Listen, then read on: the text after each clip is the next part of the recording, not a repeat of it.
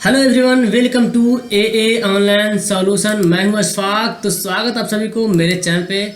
तो जल्दी से यहाँ पे आइए। आपका यहाँ पे देखिए क्लास स्टार्ट हो चुका है और मैं कोशिश कर रहा हूँ कि आपका हर लेसन का हर क्वेश्चन को मैं आपको सोल्व करके यहाँ पे प्रोवाइड कर दूँ। ओके, तो इससे पहले जो भी आपका सवाल है 3.4, 3.3, 3.2, 3.1 सारा हम लोग पढ़ चुके हैं। नीचे डिस्क्रिप्शन में लिंक दिया हुआ है, वहाँ पर जाएंगे तो एक ऑप्शन आपका प्लेलिस्ट का ऑप्शन दिखेगा मैथ सब्जेक्टिव का। ठीक है, तो वहाँ पे आप ज्वाइन होइएगा। उसके बाद ज्वाइन होने के बाद फिर आपको वहाँ पे प्लेलिस्ट मिल जाएगा। आप प्लेलिस्ट में जाकर के आप देख सकते हैं कि कौन कौन सा पढ़ा है, वो सारा कुछ देख सकते हैं। ओके, तो आइए बिना देर के यहाँ पे स्टार्ट कर लेते हैं। सवाल देखिए क्या बोलता है। निम्नलिखित रैखिक समीकरणों के युग्म में से किसका एक अद्वितीय हल है, ठीक है, और किसका कोई हल नहीं है, तथा किसके अपरिमित रूप से अनेक हल है।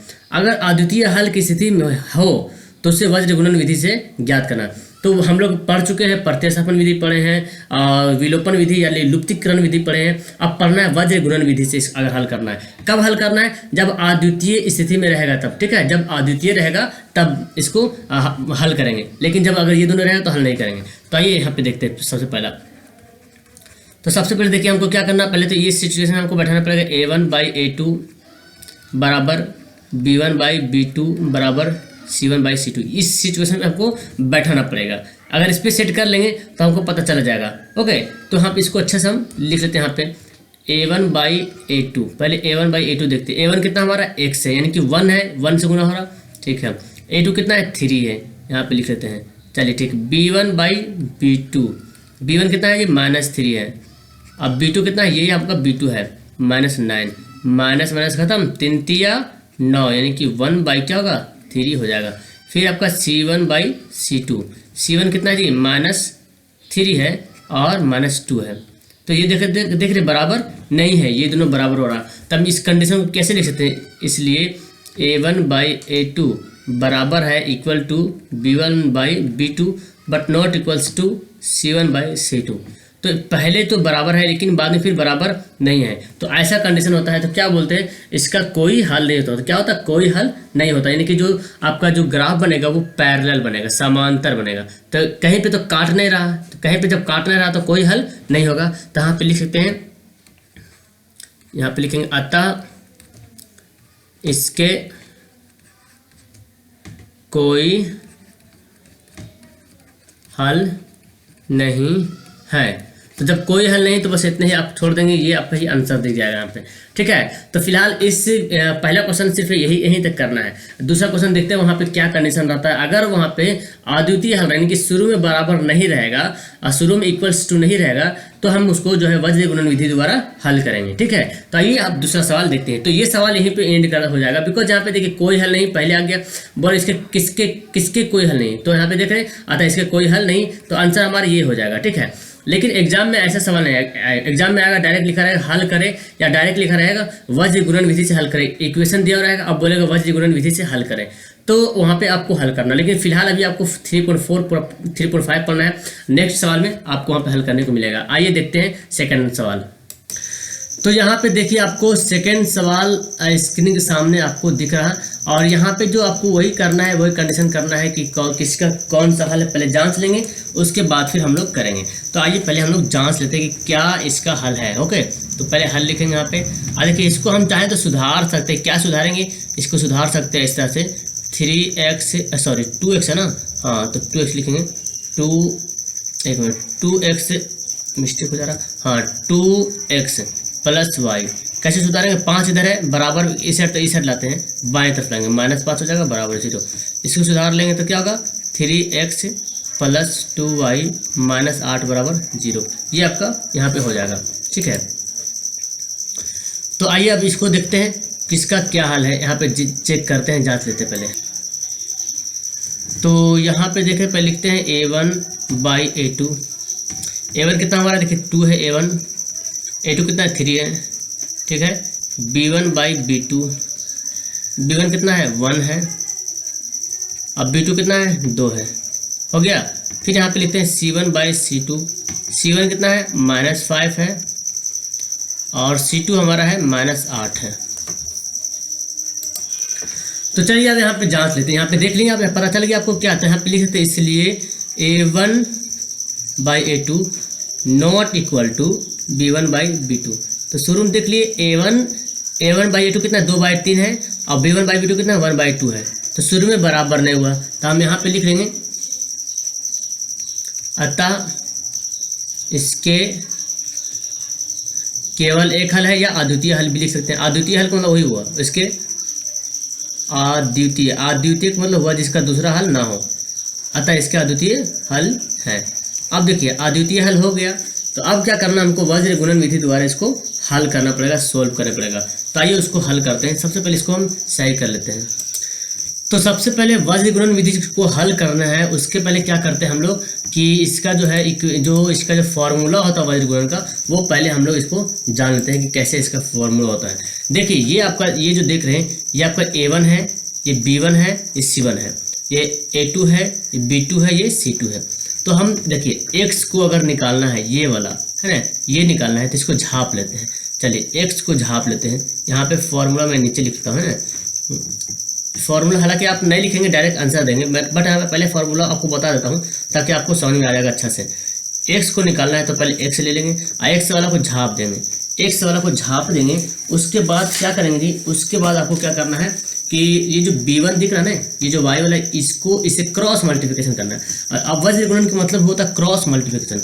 तो y को यानी कि ये जो b1 है और c2 है, b1 है c2, इसको b1 को c2 से गुना कर रहे हैं। तो यहाँ पे लिख देंगे b1 c2 और घटाएंगे दोनों को, और फिर क्या करेंगे, ये जो 5 है ना, 5 को फिर 2 से इससे गुना करना पड़ेगा, यानी कि c1 को b2 से गुना करना पड़ेगा, या b2 c1 कुछ भी लिख सकते हैं, b2 c1 बात बराबर है। ये हो गया।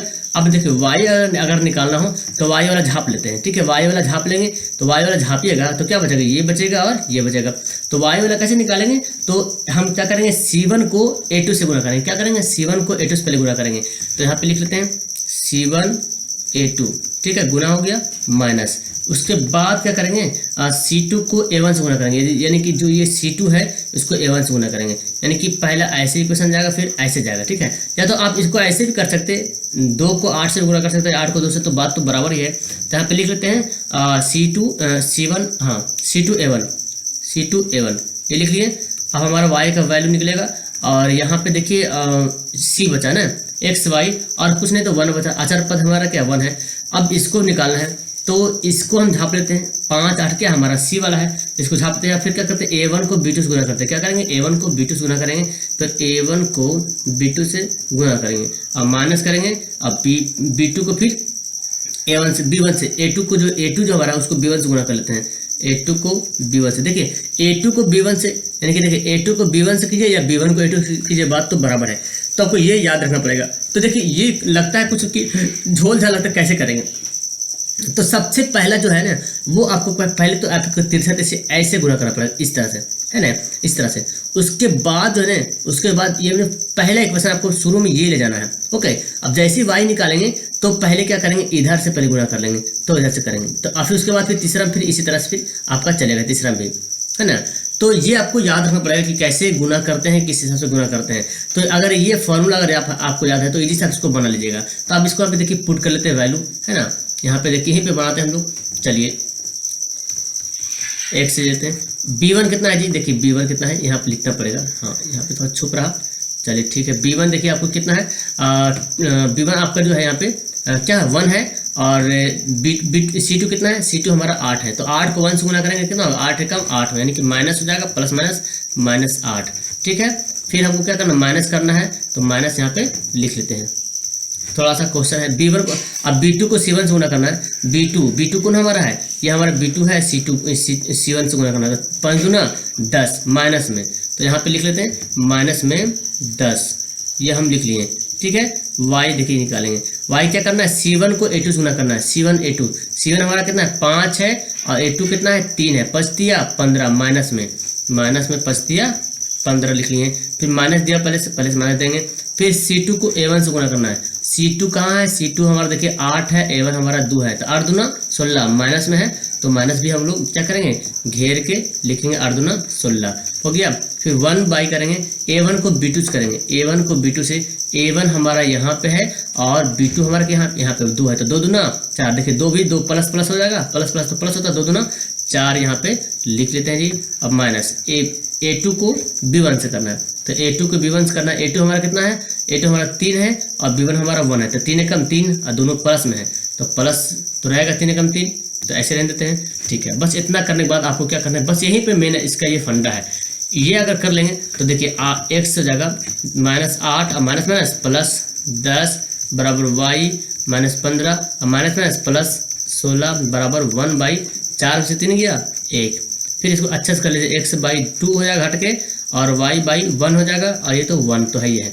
अब देखिए हमको जब वैल्यू निकालना है तो x का मान निकालेंगे, तो ये देखिए x/2 बराबर है y/1 के बराबर है c के, यानी कि x/2 और बराबर y/1 बराबर 1, ये तीनों आपस में क्या है, बराबर है। तो हमको जब x का वैल्यू निकालना है तो x/2 को 1 से बराबर कर लेते हैं, क्योंकि ये भी तो जब इससे e बराबर था, इसको इससे भी तो e भी बराबर होगा। उसी तरह y जो इससे बराबर तो y इससे भी बराबर है, तो हम यहाँ पे लेते, इसलिए x/2 बराबर 1 और x बराबर क्या होगा 2 एकम 2, x का मान हमारा आ गया। और फिर y/1 बराबर 1, y बराबर 1 एकम क्या होगा 1, तो हमारे x का मान 2 आ गया और y का मान कितना आ गया 1 आ गया। तो इस तरह से आप बनाएंगे तो आपका आंसर जो है ईजी से आ जाएगा। तो मेरे हिसाब से आपको ये समझ में आ गया होगा कि कैसे बनाना है। तो बस आपको सिर्फ ये फार्मूला याद रखना है। अगर ये फार्मूला अगर आपको याद है ना, फार्मूला अगर आपको अच्छी तरीके से याद है तो आप इजी से इसको बना सकते हैं। बस कोई झंझट नहीं, सिर्फ फार्मूला पे थोड़ा सा कुछ फोकस करना पड़ेगा। तो फार्मूला की कोई हार्ड नहीं है, कोई इजी वाला फार्मूला है। जब हमको ये निकालना है ना, जब हमको ये निकालना है तो इसको ऐड कर देंगे और फिर इसको इससे गुना करेंगे, इसको इस, लेकिन पहले इधर से गुना करना पड़ेगा, फिर इसको इससे गुना करना पड़ेगा। ये अगर इतना काम कर लेंगे उसके बाद आपको क्या करना पड़ेगा जी, उसके बाद अगर देखिए एक y वाला अगर करना तो y को झाप देंगे और फिर क्या करना पड़ेगा, दोबारा जो है ना इधर से 5 को 3 से गुना करना पड़ेगा और 8 को 2 से गुना करना पड़ेगा। तो लेकिन पहला जो है पे सेकंड में उधर से गुना करना पड़ेगा, पहले तो इधर से कर रहे थे लेकिन दूसरा में इधर से करना पड़ेगा। ये अगर करने के बाद ये अगर आपको हो गया तो फिर अगर इसको झापेंगे और फिर देखिए 2 को 2 से करेंगे इधर से और फिर इधर से इधर करेंगे। तो बस यही 3 फंडा आपको अपनाना है, बाकी प्रॉब्लम सॉल्व हो जाएगा। आइए सवाल नंबर 3 की तरफ चलते हैं। तो ये देखिए आपका सवाल यहाँ पे तीसरा नंबर सवाल दिख रहा है और इसको ही बनाएंगे उसी तरह से। तो सबसे पहले तो बनाने से पहले जांच लेंगे कि क्या इसका है, कितना हल है, वो पहले देखना पड़ेगा, उसके बाद ही हम इसको कुछ कर सकते हैं, है ना। तो यहाँ पे लिख लेते हैं पहले क्या हमारा है, a1/a2 कर लेते हैं। a1 कितना हमारा 3 है, a2 कितना है 6 है ना। तो 3 दूना 6 यानी कि 1/2 आ गया। फिर देखिए b1/b2, b1 कितना है -5 है और फिर आपका b2 कितना है b1 -5 है, b2 -10 है। तो ये कट गया, 5 दूना 10, 1/2 आ गया। अच्छा c1/c2 देख लेते हैं। c1 कितना हमारा 20 है, c2 हमारा 40 है। तो ये तीनों क्या हो जा रहा है, बराबर हो जा रहा। तो यहाँ पे लिख सकते हैं, इसलिए a1/a2 बराबर है b1/b2 के और बराबर है c1/c2 के। तो तीनों आपस में क्या हो गया, बराबर हो गया। जब तीनों बराबर होता है तो लाइन जो है ना एक दूसरे को एक लाइन पे ही दूसरा लाइन जाता है, जिसको संपाती बोलते हैं। तो देखिए एक ही लाइन पे दूसरा लाइन जाएगा, इसका मतलब क्या हुआ, अनेक बार काट रहा। जब एक जैसे कि अगर अद्वितीय हल होता है जिसका एक हल होता है तो क्या करता है, एक दूसरे को प्रतिच्छेद करता है। तो देखिए एक पॉइंट पे काटा कि नहीं, लेकिन एक ही लाइन पे ढेर सारा लाइन जाएगा तो उसको क्या बोलते हैं, संपाती बोलते हैं। तो जब एक ही लाइन पे जब दूसरा लाइन जा रहा है तो बहुत बार अनेकों बार काट रहा उसको, तो इस तरह से ये बराबर हल होगा, तीनों आपस में बराबर रहेगा। तो यहाँ पे लिख सकते हैं, अतः इसके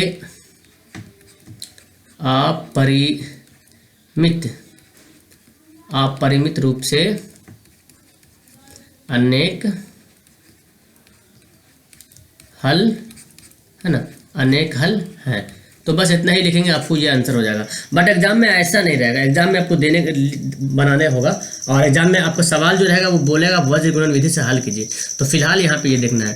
तो तीसरा सवाल आपका किताब के अकॉर्डिंग आपका क्वेश्चन वाइज सीरीज में बता रहा हूँ, इसके अकॉर्डिंग जो आपको ये तो हल हो गया है। अब आइए आपका नेक्स्ट चौथा सवाल बताते हैं आपको। तो आपको यहाँ पे स्क्रीन के सामने दिख रहा है सवाल नंबर चौथा, पहला का सवाल नंबर 4। तो आइए सबसे पहले तो उसको जांच लेते हैं, है ना, ये इसका क्या हल होगा नहीं होगा ये पहले देख लेते हैं। तो पहले यहाँ पे हल करेंगे। तो पहले यहाँ पे क्या लिखते हैं, a1/a2 और फिर b1/b2 और फिर c1/c2। देखिए ये इतना बार पढ़ चुके कि मिस्टेक नहीं होना चाहिए। ऑब्जेक्टिव सवाल तो बहुत सारा बनता है इससे। a1 कितना हमारा 1 है, x से 1 गुना है, a2 हमारा 3 है। चलिए ठीक है। b1/b2 देखिए तो 3 है और यहाँ पे भी 3 है। ओके, दोनों जगह 3 दोनों माइनस में है ना, यही माइनस में यही माइनस, तो कट जाएगा। तो क्या बचेगा 1/1 यानी कि 1/1 के मतलब बोले तो 1 बचा है ना। और C1/C2 -7 है, ये -15 है। तो देख रहे हैं A1/A2 1/3 आया, B1/B2 1 आया, तो ये दोनों तो बराबर नहीं है। तो यहाँ पे लिख लेंगे इसलिए A1/A2 नॉट इक्वल्स टू बराबर नहीं है B1/B2 के। आगे लिखने की जरूरत नहीं है। तो जब शुरू में ही बराबर नहीं हो तो उसका जो ग्राफ बनेगा कैसे बनेगा, इस तरह से बनेगा, प्रतिच्छेदी। ओके, प्रतिच्छेदी ग्राफ बनेगा। तो इसके कितने हल है, वो कितना जगह काट रहा है, देख रहे हैं एक जगह काट रहा है, एक जगह इंटरसेक्ट कर रहा है। तो लिख सकते हैं अतः इसके तो कितना हल होगा, सिर्फ एक हल होगा, अतः इसके अद्वितीय हल है। अद्वितीय हल, ये केवल एक हल भी लिख सकते हैं, अतः इसके अद्वितीय हल होंगे या है, जो भी लिखे हैं ना होंगे, बात बराबर है। अब अद्वितीय हल हो गया, तो अब हमको इस क्वेश्चन के अकॉर्डिंग क्या करना है, वज्र गुणन विधि से इसको हल करना है। तो आइए नीचे हल करते हैं। देखिए, तो सबसे पहले नीचे हम सवाल को लिख लेते हैं। हमारा क्या है जी, देखिए सवाल हम यहाँ पे फिर से लिखते हैं, आपको याद, चलिए सवाल नहीं लिखते, डायरेक्ट बनाते हैं। पहले क्या हमारा x है, यहाँ पे करेंगे नीचे है ना, x से बराबर, पहले x बराबर निकालते हैं। तो x से जब निकालेंगे तो क्या बोलते हैं, x को छुपा देंगे, इसको आप क्या करेंगे, हाइड कर लीजिए। हाइड करने के बाद इसको इससे गुना करेंगे है ना, 3 को 15 से, 3 × 5 = 15 × 45, और दोनों माइनस में है, तो माइनस माइनस प्लस, 15 × 45। फिर यहाँ पे क्या होता था, माइनस होता था। फार्मूला याद है ना, नहीं याद है तो चलिए एक बार मैं फार्मूला चलिए एक बार मैं फार्मूला आप लोग को ईजी करने के लिए फार्मूला लिख देता हूँ। देखिए, x निकालना है तो x से बराबर क्या करेंगे, देखिए ये अब निकालना है, तो ये b1 है और ये c2 है, तो b1 को c2 से क्या करेंगे, गुना करेंगे, और फिर 7 को 3 से, यानी कि c1 को b2 से गुना करेंगे, यह हो जाएगा। फिर देखिए y निकालना है, तो y को y को छुपा देंगे, और फिर क्या करेंगे, देखिए शुरू में क्या कहते हैं, इधर से ऐसे किए थे ना, b1 को ऐसे इधर से गए थे, लेकिन जब y वाले लिखेंगे तो इधर से उधर से आएंगे, 7 को 3 से, यानी कि c1 को a2 से गुना करेंगे, c1 को a2 से गुना करेंगे, माइनस करेंगे, और फिर इससे से गुना किए, या 15 को x से, या x को 15 से, बात बराबर है। तो a1 को c2 से गुना कर लेंगे, a1 को c2 से गुना करेंगे, बात बराबर है।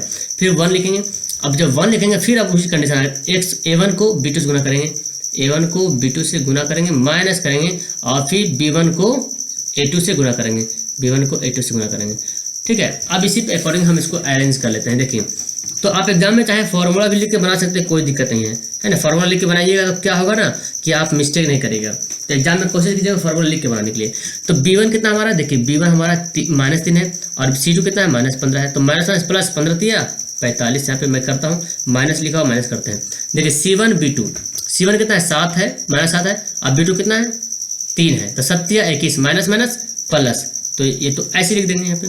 चलिए y C1 कितना हमारा है, 7 है, a2 कितना है, 3 है, प्लस ये देखिए 7 जो माइनस में है, ये 3 प्लस में, माइनस प्लस माइनस, 7 × 21 क्या होगा, माइनस में, और ये पहले से हमारा माइनस यहाँ पे दिया हुआ है।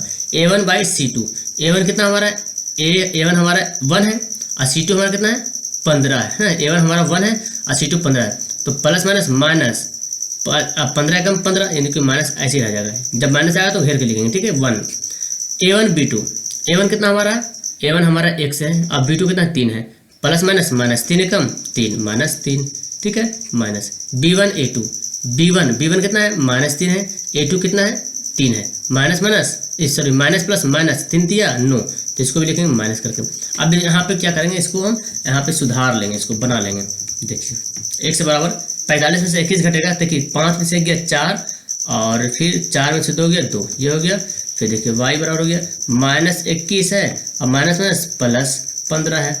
अच्छा ये देखिए 1 -3 है, और माइनस माइनस प्लस 9 है। इसके एक लाइन और अच्छे से कर लेते हैं, x बराबर 24 आ गया ये, और फिर ये देखिए y बराबर, तो 21 में से 15 घटाइए तो कितना आएगा, 6 आएगा, और भी आएगा माइनस में, क्योंकि बड़ा वाला क्या है, माइनस में है। और 1 यहाँ पे जोड़ना है, 9 में से 3 घटाना है, तो 9 में से 3 गया 6 आ गया। तो यहाँ पे देख रहे हैं ये आपका वैल्यू निकल गया।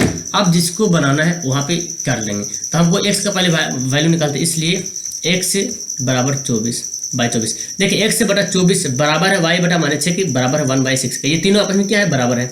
तो x बटा 24 जो है y बटा -6 के बराबर है, तो क्या x बटा 24 इसके बराबर तो होगा, है ना, इसके बराबर भी होगा। तो एक दूसरे से आपस में क्या है, बराबर है। तो हमको x का वैल्यू निकालना है, तो ये दोनों बराबर नहीं करेंगे, x बटा 24 को जो अचर पद है उससे बराबर करना है 1/6 से।